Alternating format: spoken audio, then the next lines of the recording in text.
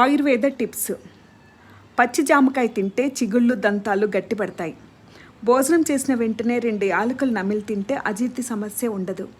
మజ్జిగలో చిటికెడు మిరియాల పొడి వేసుకొని తాగితే మలబద్ధకం తగ్గుతుంది. ద్రాక్ష పండ్లు తింటే కీళ్ళ నొప్పులు ఉండవు. బెండకాయలను తినడం వల్ల షుగర్ తగ్గిపోతుంది.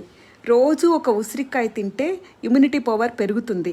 మధ్యాహ్నం భోజనం తర్వాత చిన్న బెల్లం ముక్క తింటే అజీర్తి ఉండదు.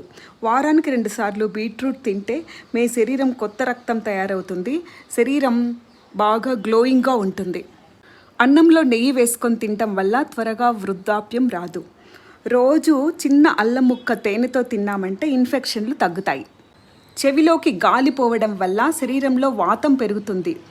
బస్సు, కారు, రైలు, బైకు ప్రయాణం చేసేటప్పుడు చెవిలోకి ఈదురుగాళ్ళు వెళ్ళే అవకాశం ఉంటుంది. అందువల్ల చెవిలో దూది పెట్టుకోవాలి లేదా తలకు గుడ్డ కట్టుకోవాలి. ఎప్పుడూ చెవిలో గాలిపోకుండా రక్షించుకోవాలి.